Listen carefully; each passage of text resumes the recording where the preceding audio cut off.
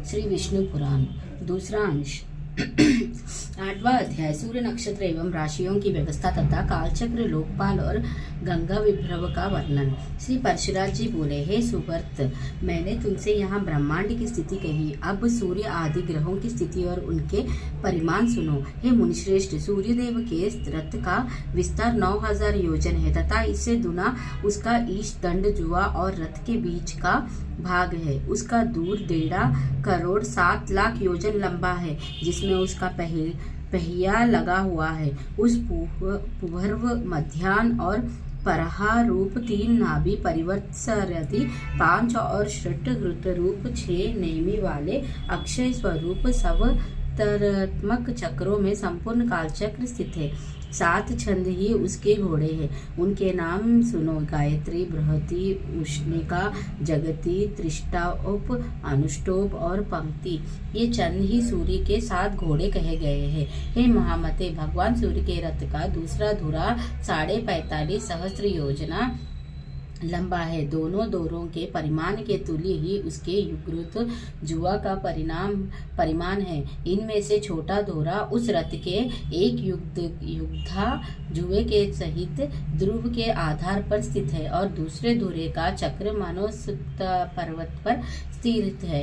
इस मनोसुक्त पर्वत के पूर्व में इंद्र की दक्षिण में, यम की पश्चिम में, वरुण की और उत्तर में चंद्रमा की पुरी है। उन पुरियों के नाम सुनो। इंद्र की पुरी वसुवोक कसरा है, यम की संयामनी है, वरुणी की सुका है तथा चंद्रमा की विभावरी है। हे मैत्रेय, ज्योतिष चक्र के सहित भगवान भानु दक्षिण दिशा में प्रवेश कर छोड़े हुए बाणे के समान तीव्र वेग से चलते हैं। भगवान सूर्यदेव दिन और रात्रि के व्यवस्था के कारण है और रागदी कलशों के क्षीण हो जाने पर वे ही क्रम मुक्ति भागी योगी जनों के देवयान नामक श्रेष्ठ मार्ग है। हे मैत्रेय, सभी द्वीपों में सर्वाध मध्याह्न तथा मध्यरात्रि के समय सूर्यदेव मध्य आकाश में सामने की ओर रहते हैं।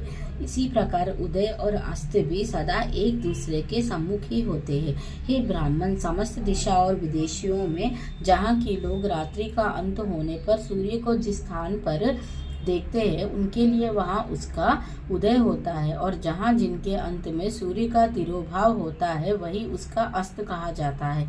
सर्वात एक रूप है शीत सूर्यदेव का वास्तव में ना उदय होता है और ना अस्त, बस उनका देखना और ना देखना ही उनके उदय और अस्त है। मध्याह्न काल में इंद्रादि में से किसी की पुरी पर प्रकाशित होते हुए सूर्यदेव पश्चावर्ती 2 पुरियों के सहित 3 पुरियों और 2 कोनों विदेशियों को प्रकाशित करते हैं। इसी प्रकार अग्नि आदि गुणों में से किसी एक कोने में प्रकाशित होते हुए वे पश्चावर्ती 2 कोनों की सहित 3 कोण और 2 पुरियों को प्रकाशित करते हैं। सूर्यदेव उदय होने के अनंतर मध्याह्न पर्यंत अपनी बढ़ती हुई किरणों से तपते हैं और फिर क्षीण होती हुई किरणों से अस्त हो जाते हैं।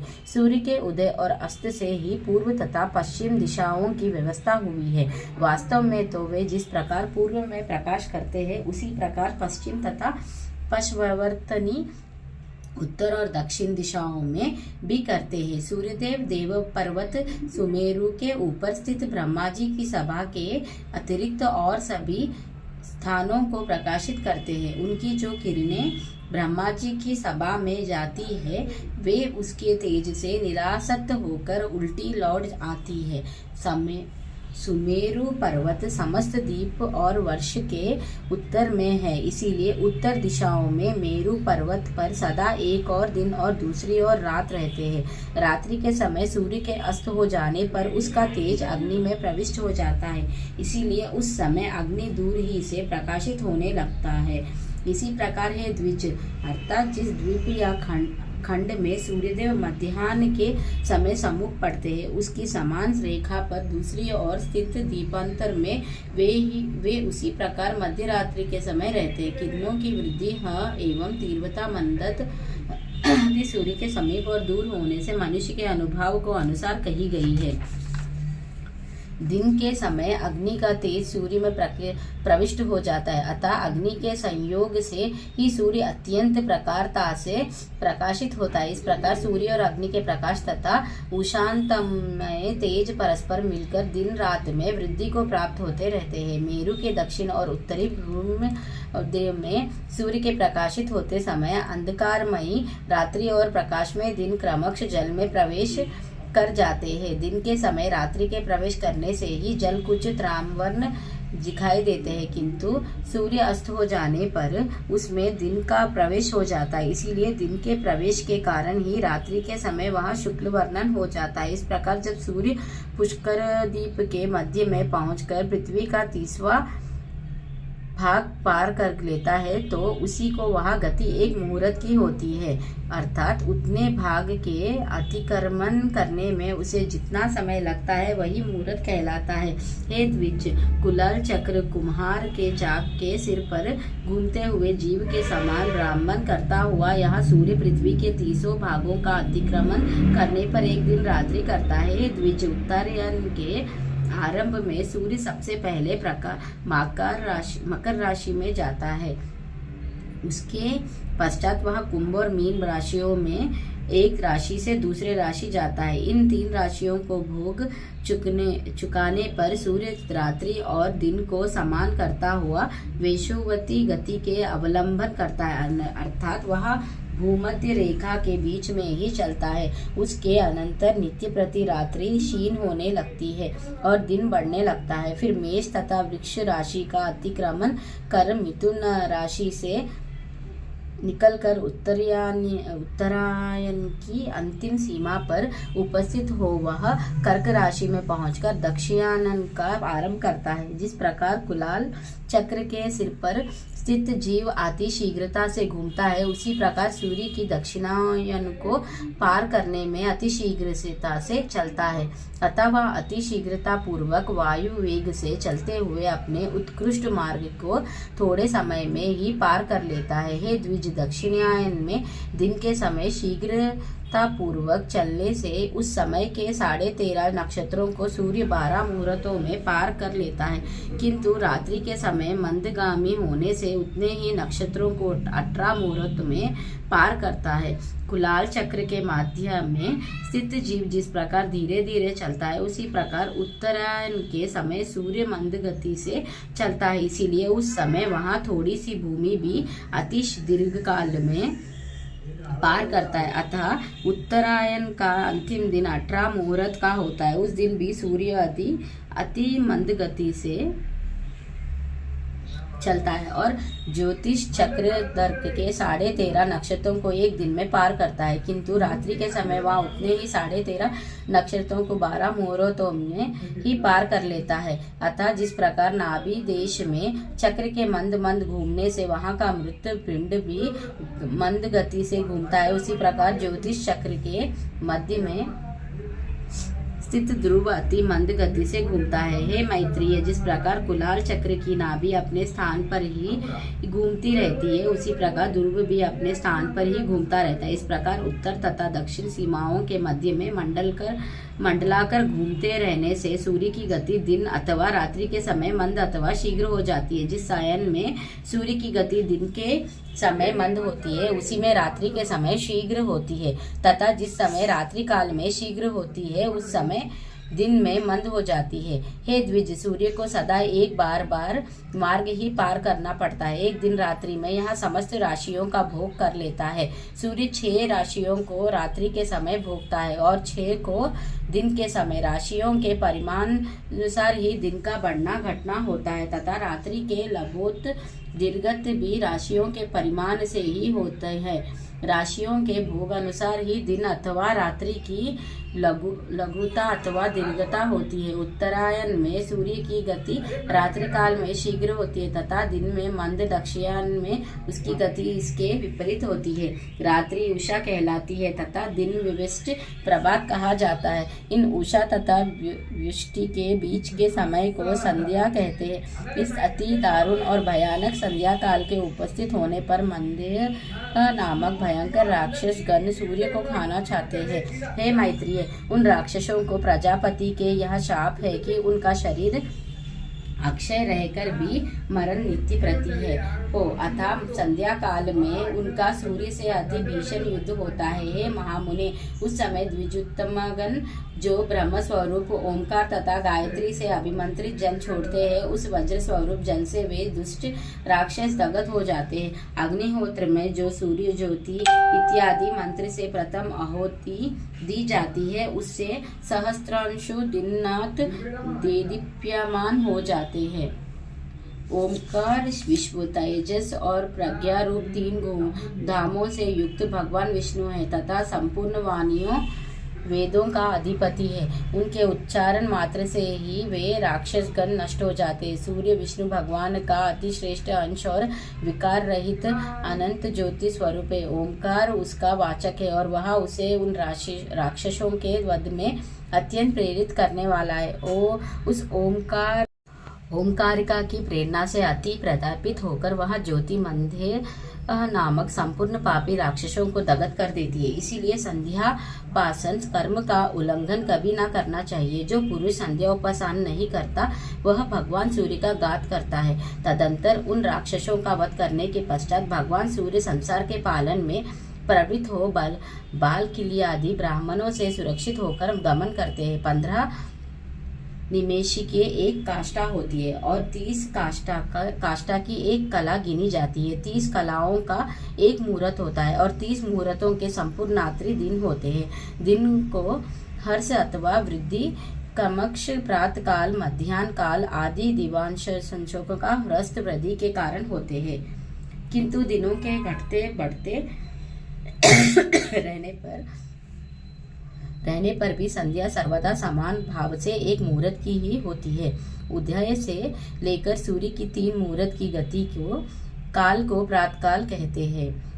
यह संपूर्ण दिन का 5वां भाग होता है। इस प्रांत काल के अनंतर 3 मुहूर्त का समय संगम कहलाता था। संगम काल के पश्चात 3 मुहूर्त का मध्याह्न होता है। मध्याह्न काल से पीछे का समय अपहरण कहलाता है।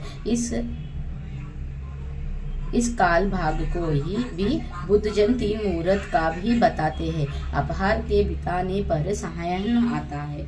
व्यष्टि और उषा दिन और रात्रि के वेदी नाम है। यथा रात्रि भर उषा अव्यष्टि है।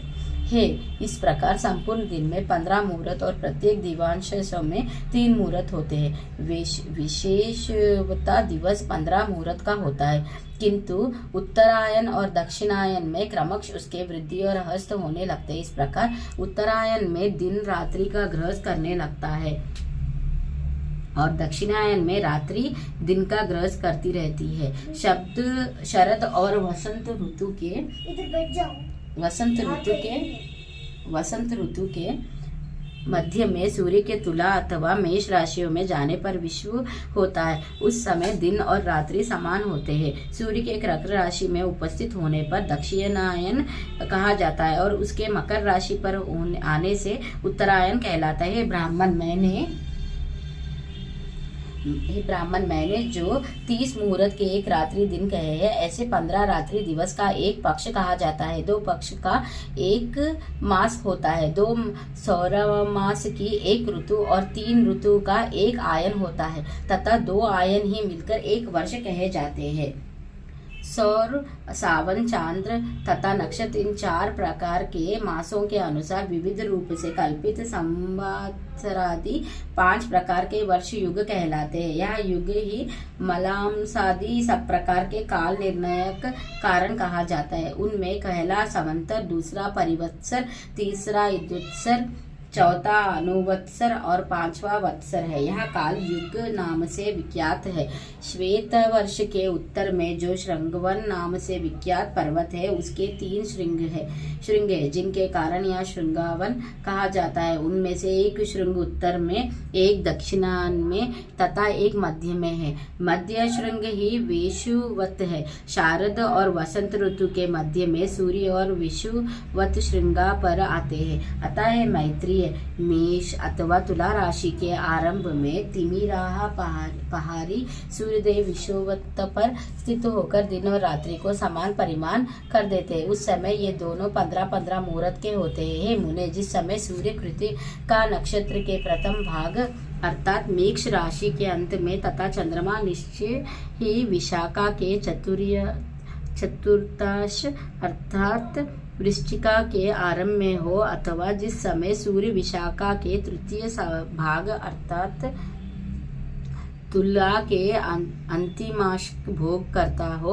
और चंद्रमा कृत्तिका के प्रथम भाग अर्थात मेषांत में स्थित जान पड़े, तभी यह विषुवा नामक अति पवित्र काल कहा जाता है। इस समय देवता, ब्राह्मण और पितृगण के उद्देश्य से संयचित होकर दानादि देने चाहिए। यह समय दान ग्रहण के लिए मानो देवताओं के खुले हुए मुख के समान है। अतः विषुव काल में दान करने वाला मनुष्य कृताकृत्य हो जाता है। युगादि के काल निर्णय के लिए दिन, रात्रि, पक्ष, कला, काष्ठा और क्षण आदि का विषय भली प्रकार जानना चाहिए। राका और अनुमति 2 प्रकार की पूर्णमासी तथा सीनी वाली और कहो 2 प्रकार की अमावस्या होती है। माघ, फाल्गुन, चैत्र, वैशाख तथा ज्येष्ठ, आषाढ़ ये 6 मास उत्तरायण होते हैं और श्रावण, भाद्रा, अश्विन, कार्तिक तथा आघन, पोक्ष ये 6 दक्षिणायन कहलाते हैं। मैंने पहले तुमसे जिस लोक पर्वतक को एक जिस पूर्णिमा में पूर्णचंद्र विराजमान होता है वह राका कहलाती है तथा जिसमें एक कलाहीन होती है वह अनुमति कही जाती है। दूसरा, दुष्ट चंद्र अमावस्या का नाम सीनी वाली और नष्ट चंद्र का नाम कुहू है। मैंने पहले तुमसे जिस लोक पर्वत का वर्णन किया है उसी पर 4 व्रतशील लोकपाल निवास करते हैं। द्विज, सुदामा, कदर्म के पुत्र शंखपाद और हिरण्यरोमा तथा केतुमान ये चारों निरुद्र, निरभिमान, निरालस्य और निष्पापरिग्रह लोकपालगन लोकलोक पर्वती की चारों दिशाओं में स्थित है, जो अगस्त्या के उत्तर तथा अजीवित के दक्षिण में वैश्वानर मार्ग से भिन्न मृगविति नामक मार्ग है। वही पितृयानपथ है। उस पितृयान मार्ग में महात्मा मुनिजन रहते हैं, जो लोग अग्निहोत्री होकर प्राणियों की उत्पत्ति के आरंभ का ब्रह्म वेद की स्तुति करते हैं। वे यज्ञ अनुष्ठान के लिए उद्युत हो क्रम का आरंभ करते हैं। वह पितृयन उनका दक्षिणा मार्ग है। वे युग युगांतर में विच्छिन्न हुए वैदिक धर्म की सनातन तपस्या, वर्णाश्रम, मर्यादा और विविध शास्त्रों के द्वारा पुनः स्थापना करते हैं। पूर्वतन धर्म पर्वत की ही अपनी उत्तरकालीन सनातन के यहाँ उत्पन्न होते और फिर उत्तरकालीन धर्म प्रचारकगण अपने यहाँ संतान रूप से उत्पन्न हुए अपने पितृगण के कुलों में जन्म लेते। इस प्रकार वे व्रतशील महर्षिगण चंद्रमा और नारागण की स्थिति पर्यंत सूर्य के दक्षिणा मार्ग में पुनः पुनः आते जाते रहते हैं। नागविति के उत्तर और सप्तऋषियों के दक्षिण में जो सूर्य का उत्तरीय मार्ग है उसे देवयान मार्ग कहते हैं। उसमें जो प्रसिद्ध निर्मल स्वभाव और जितेंद्रिय ब्रह्मचारी गण निवास करते हैं वे सनातन की इच्छा नहीं करते, अतः उन्होंने मृत्यु को जीत लिया है। सूर्य के उत्तर मार्ग में 80,000 उद्रवरेत मुनिगण प्रलय काल पर्यंत निवास करते हैं। उन्होंने लोभ के असंयोग, मैथुन के त्याग, इच्छा और द्वेष की अप्रवृत्ति, कर्मोनुष्ठान के त्याग, काम वासना के असंयोग और शब्दादि विषयों के दोष दर्शन इत्यादि कारणों से शुद्ध चित्त होकर अमरत प्राप्त कर ली है। भूतों के प्रलय पर्यंत स्थिर रहने को ही अमरता कहते हैं। त्रिलोकी की स्थिति के इस काल को ही अपुनर्मर्म पुनः मृत्यु रहित कहा जाता है। द्विज, ब्रह्म हत्या और अश्वमेध यज्ञ से जो पाप और पुण्य होता है उनका फल प्रलय पर्यंत कहा गया है। मैत्रेय, जितने प्रदेश में दुर्व स्थित है पृथ्वी से लेकर उस प्रदेश पर्यंत संपूर्ण देश प्रलय काल में नष्ट हो जाते। सप्तऋषियों से उत्तर सप्तऋषियों से उत्तर दिशा में ऊपर की ओर जहाँ दूर्व स्थित है, वहाँ अति तेजोमय स्थान ही आकाश में विष्णु भगवान का तीसरा दिव्य धाम है।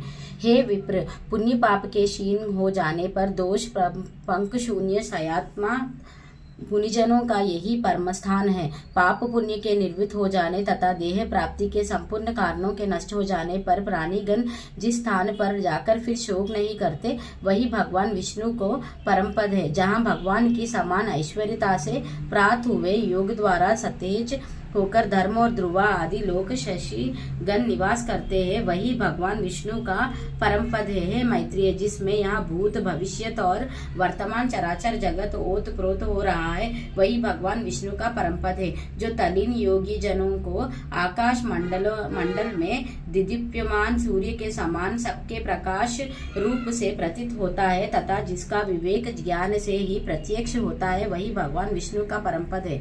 हे द्विज, उस विष्णु पद में ही सबके आधारभूत परम तेजस्वी ध्रुव स्थित है तथा ध्रुव जी में समस्त नक्षत्रों में मेघा और मेघाओं में वृष्टि आश्रित है। हे महामुने, उस वृष्टि से ही समस्त सृष्टि का पोषण और संपूर्ण देव मनुष्य आदि प्राणियों की पुष्टि होती है। तदंतर गौ आदि प्राणियों से उत्पन्न दुग्ध और घृता आदि के आहुतियों से परितुष्ट अग्निदेव ही प्राणियों की स्थिति के लिए पुनः वशिष्ठ के कारण होते हैं। इस प्रकार विष्णु भगवान का यहाँ निर्मल तृतीय लोक ही त्रिलोकी का आधारभूत और वृष्टि का आदि कारण है। हे ब्राह्मण, इस विष्णु पद से ही देव गणों के अंगारग से पांडुर वर्ण हुई सी सर्व पापहारिणी श्री गंगा जी उत्पन्न हुए। विष्णु भगवान के वाम चरण व कमल के अंगूठे के नक रूप स्तोत्र से निकली हुई उन गंगा जी को ध्रुव दिन रात अपने मस्तक पर धारण करता है। तदंतर जिनके जल में खड़े होकर प्राणायाम पारायण सप्तऋषिगण उनकी तरंग भंगी से जटाकल्प के कंप्यामान होते हुए अघमर्षण मंत्र का जप करते हैं तथा जिनके विस्तृत जल समूह से अल्पवित होकर चंद्रमंडल क्षय के अनंतर पुनः पहले से भी अधिक कांति धारण करता है, वे श्री गंगा जी चंद्रमंडल से निकलकर मेरु पर्वत के ऊपर गिरती है और संसार को पवित्र करने के लिए चारों दिशाओं में जाती है। चारों दिशाओं में जाने से वे एक ही सीता, अलकनंदा, चशु और भद्रा इन चार भेदों वाली हो जाती है। जिसके अलकनंदा नामक दक्षिणीय भेद को भगवान शंकर ने अत्यंत प्रीति पूर्वक 100 वर्ष से भी अधिक अपने मस्तक पर धारण किया था, जिसने श्री शंकर के जटकल्लाप से निकलकर पापी सागर पुत्रों के अस्थि चूर्ण को अल्पविति कर उन्हें स्वर्ग में पहुंचा दिया। है मैत्रेय, जिसके जल में स्नान करने से शीघ्र ही समस्त पाप नष्ट हो जाते हैं और अपूर्व पुण्य की प्राप्ति होती है, जिसके प्रवाह में पुत्रों द्वारा पितरों के लिए श्रद्धा पूर्वक